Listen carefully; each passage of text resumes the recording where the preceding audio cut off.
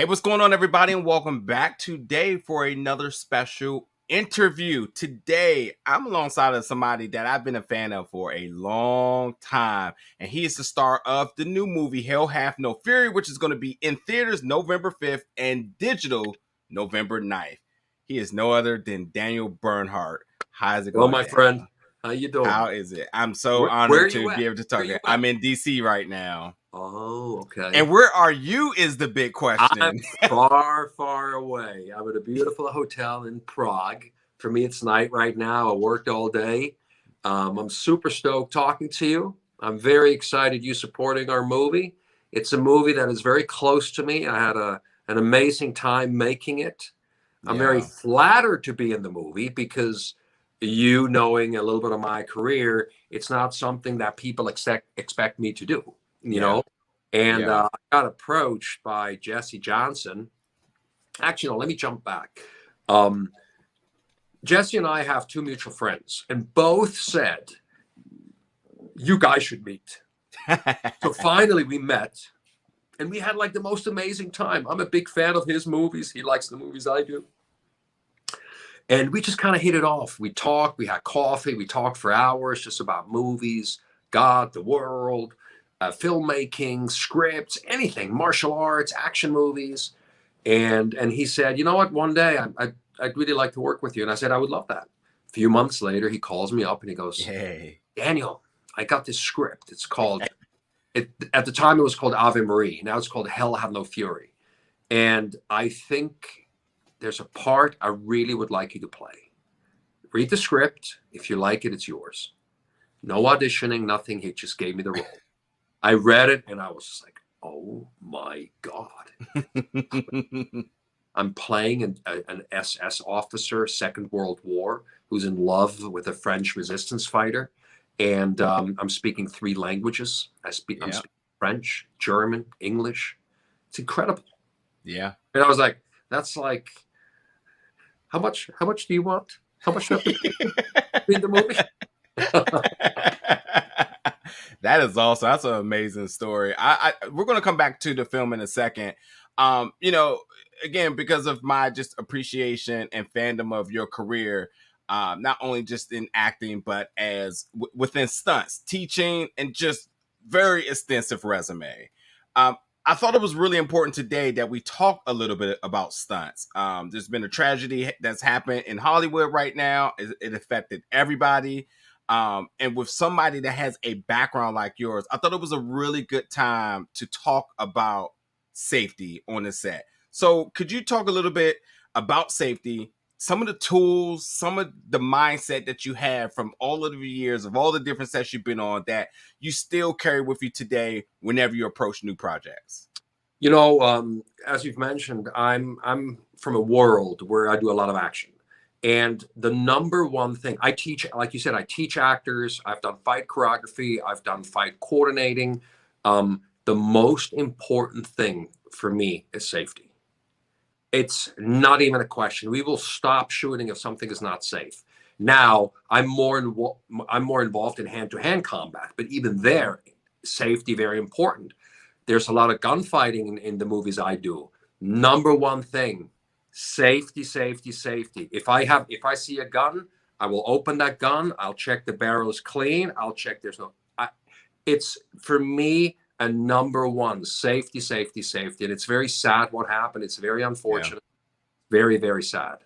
Yeah, absolutely. Very, And very yeah, sad. and very much like you know, it's easy for people to look at guns and say, you know, those obviously are dangerous, but martial arts, where some people hands are registered weapons, is just as much. And I think, you know, I wanted to hear it from you because I think it's important across the board for everybody to always have that mindset to be safe. It is absolutely a tragedy, but you know, from this point on, hopefully more people just we learn, we become better, we be more cautious, and you know, we don't have these type of things happen anymore. Mm. So Tragic, tragic, tragic. absolutely, absolutely. So talking about this cast here, man, before we actually get into the film again, when you look at this cast, there is so much experience across the board, left and right. And I had to go back and check. And it took me about 30 minutes. And I'm almost virtually surprised that everyone hasn't, a lot of the people here, this is their first time working with one another. So with that much experience coming to the table, did you all at some point just get distracted? Said, forget you were here to film, and just had a big think tank about the different projects you got going on, the different things that you've been involved with, just, picking each other's brains? Like, did y'all have that moment, and how often? Because I know you had to. I don't know, not really like how you describe it. I mean, I was just very excited. I was very excited to be on the film.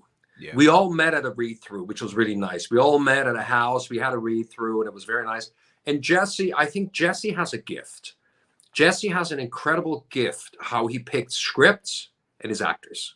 Yeah. And if you look at his films, like Avengement is one of my favorite films he's done. Look at the actors he has in it. It's incredible. And I think now this film, when I read the script, I said to Jesse, Jesse, this could be something else. This could be something very special. And I think he did a fantastic job. He was so good. He is such a generous director. And he was so open with me and the cast. And he really took his time. I mean, it was a lower budget movie, but he took his time to let us explore the scenes. And, the first scene we shot was actually, I remember, it was the scene between me and Nina Bergman inside the car. That was our first scene shooting. That's how we started the movie. That was a very important scene, very difficult scene to do. Yeah. You bring up Nina. I was going to ask, and again, this is again to my surprise that you two had never worked with each other, but had really good chemistry. So how did you kind of grow that comfortability on the fly to really make those scenes pop the way they did? Because part of this is believing here that this is true love, and everyone has everybody at best interest, which we know ultimately doesn't end up being the case, but you make it believable because of the performances. So how did you all work that? So, I mean, Nina's an incredible actress. I remember when she came on board, we had a read through, and I remember I was introduced to her. First she came in, she said hi to me. She knew, I think she knew Lewis and she knew Timothy because they've worked together in the past, I think. So she said hi to them. She didn't really, she was very kind. She said hi to me, moved on to the friends. And then Jesse, then she goes, oh, where should I sit? And Jesse said, oh, why don't you sit next to Daniel? He's playing Von Bruckner. And I remember her just going like, she looked at me, oh, you're Von Bruckner? I said, yeah. And of course, we had a very, very unique relationship in the film. And I remember we were prepared exactly the same way. She had a folder this thick. I had a folder this thick with research and notes and sticky notes. And I go, oh, she works like I do. And when we did the read through, it's very, very important. I'm very prepared when I do a read through. I knew all my lines and I really connected with her. I looked over to her because, it's the first time. It's a little nerve wracking. Everybody needs, you're kind of speaking for the first time. You're getting the words out. And I looked at her and she looked at me and we had an instant connection when we played the character. And she did a fantastic job already in the read through. It was incredible. And then we rehearsed a couple of times. And then, of course, Jesse is a very good director. He worked with us. And then Nina and I just, like I told you, the first scene was in the car. And I think the first 5-6 shooting days was just me and her doing all of our scenes. And it was fantastic. And I learned a lot from her. She's an amazing actress. I'm more of like an action actor. I don't do dramas that often. But I had an amazing experience. I did a lot of research on the role. I mean, I spent months and months watching documentaries, watching war movies, reading about the Second World War, which is something I'm very interested in. So it was really fun for me to play this character because he's not your typical Nazi. Yeah, he's not. It's a very weird thing that upon wanting and putting together my review, I was like, there's no way I can sit here and say that I sympathize with a Nazi. That's not going to work.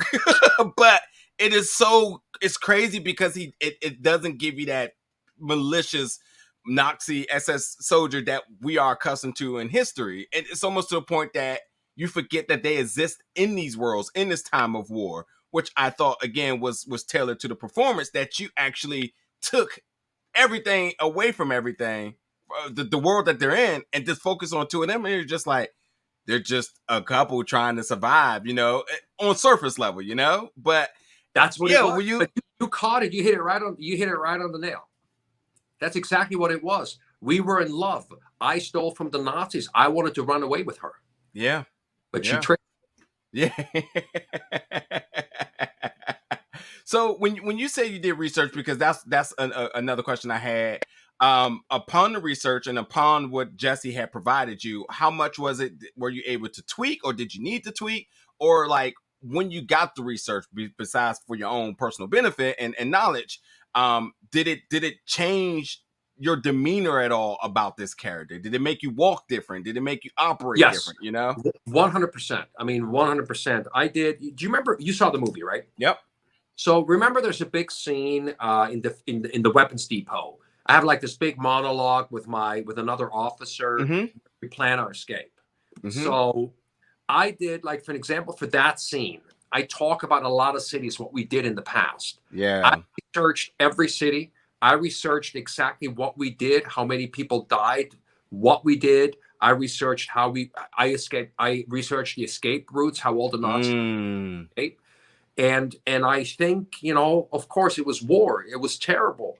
But he was in love with this French resistance fighter, and he Yeah. wanted to make a better life. He betrayed the Nazis, and he wanted to escape, and Yeah. he wanted to save her and save himself. And if I don't want to say too much because I'm gonna give stuff away, which I don't want to do, right? I say that it's fair for you to say as much as you want to say here. Okay, I make sure everyone gets I make sure everybody gets their experience to check it out first before they get to listen to this. That's what I'll okay. do. Oh, wonderful, wonderful. So there's something happens in the end, which seeing the movie, Mm-hmm. Mm-hmm. and this is something that happened during the film. In the very end, I went up to Chessie and I said, "You know what? I let her do that. She's the only one.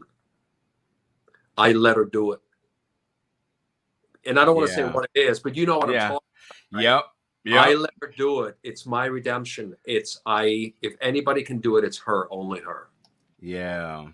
I you know I was trying to figure out how to phrase that question about that. And the biggest thing for me is that for him to be ranked where he was with the SS army, it's like when they arrived at the cemetery, it was like he was a turned down version of himself. Like he didn't want to act with malice intent. He was obviously, it was a sentimental place for him. A lot changed. A lot of his life changed. As he quoted, this is where he became the monster. Um, and to his surprise, a person that he was hoping to see was there. And I thought it was super interesting that somebody who was ranked so high, who obviously is ranked high because of their doings and as by research and whatnot, and as they said in there, that he comes off very nonchalant, almost as if like he doesn't want to pull the trigger if at all. And He of didn't, course, but he didn't. yeah, He didn't. He could have killed her, but he didn't. right. And even with the other soldiers, it was kind of like okay, I do this because I got to do this type of thing. But Sorry, with her, yeah. I just lost you there. Oh, yeah, but So yeah, with the other soldiers, it was kind of like I don't really want to do this, but here's that. But with her, it was just completely off the board, which again, it just kept bringing me back to the opening point that it's just a couple that's in love that's just trying to escape everything around them. No more violence, no more murder, no more blood. If we have to go, then so be it. But I don't even care about that. It's just a whole nostalgia coming back here because this is where we were last together. It's a super interesting story, man. I know, and I tell you this, to not give too much away, but my hope was she'd be there, of course. Yeah. And I could have killed her, but I chose not to. Mm-hmm. Yeah. You know? Yeah. Yeah. So So I obviously knew this was going to be the case. I figured from your times of playing villains or henchmen or just the muscle or the artillery at times, I figured you would be one of the nicest people in the world, because that's usually what makes good villains, is that they're actually nice people. But in this role, and knowing that you were going to be able to show more of a different side than what you're really accustomed to taking, Was that also an extra boost of like, I really want this? I'm just very grateful that I'm working. I did my first film in 1995. I had the chance to replace Van Damme in Bloodsport 2, Yeah. and I was very lucky. And that was a long time ago. And I've been going to acting class for many years. I've studied for years and years and years. I love acting very, very much. Yeah. And I think now that I'm getting a little older, I'm getting these great opportunities to play these fun parts. And I mean, that was just fun. I've played parts like I've been very, very lucky and very grateful how I'm working. I played this amazing character in John Wick. I played a fun character in Matrix. I played an amazing character in Atomic Blonde. Yeah. I'm doing a little part in that new movie Red Notice with The Rock. I'm getting coming out on Netflix soon. really great opportunities. I just did an amazing little part in a movie called Blue with Allison Janney. I'm very, very lucky and grateful. Very, very lucky. I work hard, though. I work hard. As you have worked hard today, you are the man for sure. So my last question, and because I want to give another shout out to the cast, is when you talk about the FX work on the scar on your face there, which yes, it's a low budget film, but that is done really, really well. Job? That's fantastic, isn't it? Yes. Yeah, our makeup guy did an amazing job. Amazing. Yeah, definitely wanted to give a shout out to that because the transformation I think is very telling as well too. And I thought it was done very crisp. That and even to that point too, I thought like, oh, well, maybe we'll get a different mindset because the appearance comes off different, and it's been 3 years since the initial incident. But even with that, you were still that. You know what? I'm not gonna. I don't think I'm at liberty to say anything about the person's personality besides that they were in love. Yeah.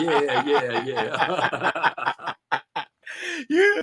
But anyway, is there any other things that or message that you want to the fans and to the audience in watching this film that you want to take away from this? Give us a chance. Go see the movie. I think you really enjoy it. I think Jesse did an amazing job. He put an incredible cast together. He told a beautiful story. Yeah. Nina slays the part. Louis Mandylor's amazing. Timothy's unbelievable. Yeah. The stunts are fun. There's some fun action in it. Jesse did a good job with the action. And I think there's a beautiful love story in there. And I think people will really gravitate to that. That is awesome. Hey, speaking of that too, I thought it was interesting that when Tim had the hand-to-hand combat scene towards the end, I thought it was going to be you on the other end of that one, and it wasn't. I was like, but I'm pretty sure you had something to do with making sure how it looked, though, because it was. Our stunt coordinator was actually great. He did a really good job. But one of my buddies actually was a guy fighting him, and we helped a little bit with Timothy, just helping him a little bit with the choreography and just helping him a little bit like how to sell it. Yeah. Awesome. Well, as he said, folks, definitely check out this film. It is going to be releasing again in theaters November 5th, on digital on demand November 9th. Hell Have No Fury. Daniel, it's been a pleasure. This has been a dream to be able to talk to you. My pleasure, my brother.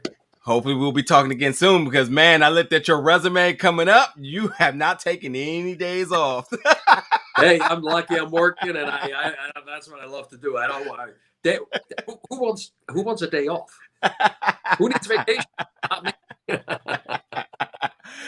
Everybody, thank you so much for tuning in for this interview, and I'll see you around for many more very soon. Thank you, sir. Appreciate it. Thank you.